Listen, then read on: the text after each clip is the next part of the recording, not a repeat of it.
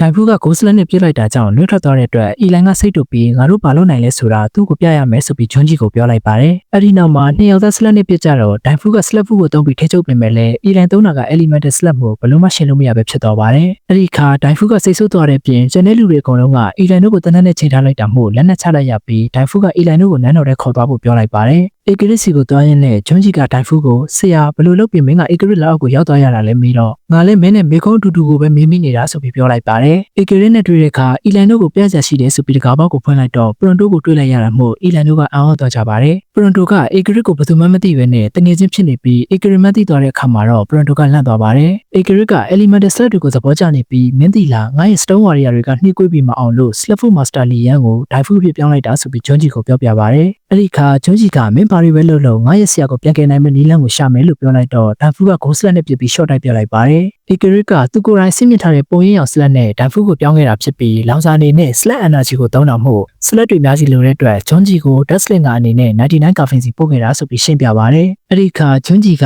မင်းကငါဆရာလိုမျိုးနောက်ထပ်လူတစ်ယောက်ကိုလောက်အောင်မလားဆိုပြီးမေးတော့ဧကရစ်ကအဲ့ဒါကသေးလွန်းနေငါကအကုန်လုံးကိုဒိုင်ဖူးလိုဖြစ်အောင်လုပ်မှဆိုပြီးပြောပြလိုက်ပါတယ်။နောက်ထပ်ငါမင်းကိုကျေးဇူးတင်နေဘာလို့လဲဆိုရင်အနည်း20ကျော်ကြာအောင် slot တွေစုဆောင်းခဲ့တာတော့မှ slot energy ကမလုံလောက်ဘူး။အခုတော့မင်းကြောင့် elemental step တွေကိုရပြီဆိုပြီးထပ်ပြောလိုက်ပါတယ်။အဲ့ဒီနောက်မှာတော့ဧကရစ်ကသူ့ရဲ့အလုပ်ကိုအပြီးသတ်ဖို့ထွက်သွားတော့ဒိုင်ဖူးကစောင့်ကြည့်နေရပြီးပရွန်တိုရဲ့တနက်ထဲမှာရှိတဲ့အနက်ဆုံး slot ကပရွန်တိုကိုအချက်ပြလိုက်ပါတယ်။အဲ့ဒီခါပရွန်တိုကဒိုင်ဖူးကိုစိတ်မတိုးတိုးအောင်ဆလိုက်တော့ဒိုင်ဖူးက slot နဲ့ပြစ်လိုက်တဲ့အခါ stone warrior ရဲ့နားကိုရောက်သွားပြီး stone warrior ရဲ့လက်ထဲမှာရှိတဲ့သူ့ရဲ့တနက်နဲ့ပြစ်လိုက်ပါတယ်။အဲ့ဒီခါအီလန်တို့အကုန်လုံးကသူတို့ရဲ့လက်နက်တွေကိုပြန်ရသွားပြီး stone warrior တွေနဲ့တိုက်ခတ်နေတဲ့ချိန်ဒိုင်ဖူးကမရှိတော့ပါဘူး။ကောက stone warrior တွေကိုသူတို့တားမှာမို့ဧကရစ်ကိုတားဖို့ပြောတော့အီလန်နဲ့ဂျွန်ဂျီကဧကရစ်စီကိုသွားပေမဲ့ဒိုင်ဖူးကဝယ်ပေါက်ကိုပိတ်ကူမြင်နဲ့ပိတ်လိုက်ပါတယ်။အပြင်ဘက်မှာတော့ Connect Tracy တို့က stone warrior တွေကိုအတွင်းညီညီနှိမ့်နှင်းလိုက်နိုင်ပေမဲ့တခါဝမှာနောက်ထပ် stone warrior တွေအများကြီးထပ်ရောက်နေပါတယ်။အဲ့ဒါကြောင့်မို့ Tracy ကရေခဲစလက်နဲ့ပြစ်ပြီးကာလိုက်ပေမဲ့လည်း stone warrior တွေကတော့အဲ့ဒါကိုဖောက်ခွဲပြီးထဲကိုဝင်လာကြပါတယ်။ slap ဖူချင်းချင်းပဲအနိုင်ယူလို့ရတာမို့၃ယောက်စလုံးက slap နဲ့ပြစ်ပြီး slap ဖူနဲ့ထိန်းချုပ်ပေမဲ့ဒိုင်ဖူးကပိုကျွမ်းတာမို့အီလန်တို့ကခံလိုက်ရပါတယ်။ဂျွန်ဂျီကဒိုင်ဖူးကသူ့ရဲ့အကွက်တွေကိုသိနေတာမို့မင်းကိုလိုအပ်တယ်ဆိုပြီးပြောတော့အီလန်က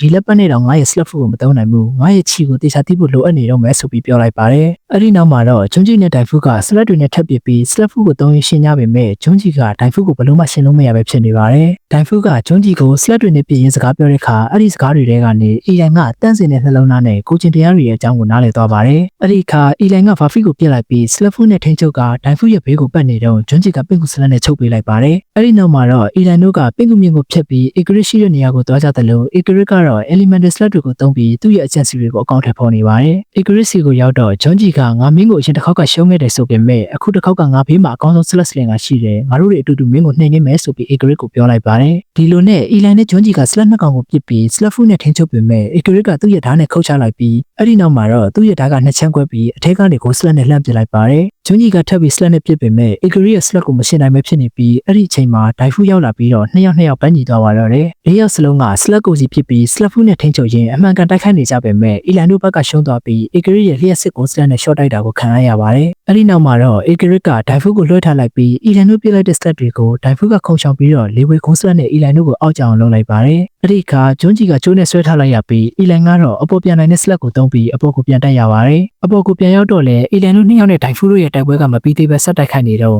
့ဂျွန်ဂျီကဧကရစ်ကို slot နဲ့ပစ်လိုက်ပေမဲ့ဧကရစ်ကသူ့ရဲ့အစွမ်းကိုသုံးပြီးဒိုင်းကာနဲ့ကာလိုက်ပါတယ်။နောက်ဆုံးမှာတော့ slot energy တွေကလုံလောက်သွားပြီမို့ဧကရစ်ကသူ့ရဲ့ပုံရင်းရောင် slot ကိုပစ်လိုက်တဲ့အခါအီလန်နဲ့ဂျွန်ဂျီပါဝင်နေမိတစ်ခုလုံးမှာရှိတဲ့လူတွေကအဖောင်ဘက်ချမ်းကိုပြောင်းသွားပါတယ်။ဒါပေမဲ့အီလန်နဲ့ဂျွန်ဂျီတို့ကခုခံနေကြတာမို့ဒိုင်ဖူးကဂျွန်ဂျီကို slot နဲ့ပစ်လိုက်တဲ့အခါအီလန်ကလက်ချက်အင်အားလေးနဲ့ဘာဖီကိုပစ်လိုက်တာမို့ဒိုင်ဖူးကသူ့ရဲ့ goal slot နဲ့ပြန်ပစ်လိုက်ပါတယ်။နှစ်ယောက်စလုံးက slot ဖူးကိုစီနဲ့ထိန်းချုပ်နေရင်အီလန်နဲ့ဘာဖီကအမြင်အာရုံဆက်သွယ်မှုကိုရတော့ပြီးလုံးဝထိန်းချုပ်နိုင်သွားတာမို့ဘာဖီကဒိုင်ဖူးကိုဟော့သိပ်ပြီး elemental slot တွေကိုလွှတ်ပေးလိုက်ပါတယ်။ elemental slot တွေမရှိတော့လို့ slot energy ကမလုံလောက်တော့တာကြောင့်ဧကရစ်ရဲ့အစီအစဉ်ကပျက်စီးသွားတယ်လို့သူ့ကိုယ်သူမှန်သွားတာကြောင့်လူတွေအကုန်လုံးကလည်းပုံမှန်ပြန်ဖြစ်သွားပါတယ်။ဧကရစ်ကြောက်ရှုံးသွားတဲ့အတွက်ကြောင့်ဒိုင်ဖူးကအီလန်တို့ကိုသောတကြီးတက်ခိုက်နေပေမဲ့အီလန်ရဲ့လက်ချက်ကြောင့်ပဲရှုံးသွားပါတယ်။နောက်ဆုံးမှာတော့ဧကရစ်ရဲ့လက်ထဲမှာသူ့ရဲ့လက်နက်မရှိတော့တာကြောင့်ရုပ်ထုအနေနဲ့ခဲသွားပါတော့တယ်။အဲ့ဒီနောက်မှာဂျွန်ဂျီကဒိုင်ဖူးကိုကူညီဖို့လုပ်ပေမဲ့ဒိုင်ဖူးကလက်မခံပဲချက်ချင်းပဲထွက်ပြေးသွားပါတယ်။ဒီလိုနဲ့ကော့တို့ရောက်လာပြီးအီလန်တို့နိုင်သွားလို့အံ့ဩနေတယ်လို့ဘလို့လွတ်လိုက်တာလဲဆိုပြီးမေးတော့အီလန်ကသူနဲ့ဘာဖီရဲ့စိတ်ချင်းဆက်သွယ်သွားတဲ့အကြောင်းကိုပြောပြလိုက်ပါတယ်။ဧကရစ်မရှိတော့ဘူးဆိုပေမဲ့သူ့ရဲ့လက်အုပ်ကလူတွေရှိသေးတာမို့လှုပ်ရှားရီကြံနေတဲ့အတွက်ရှိန်ကန်းကရှေ့ကိုဆက်သွားနေရင်ဇလန်လေးကပြီးဆုံးသွားပါပြီ။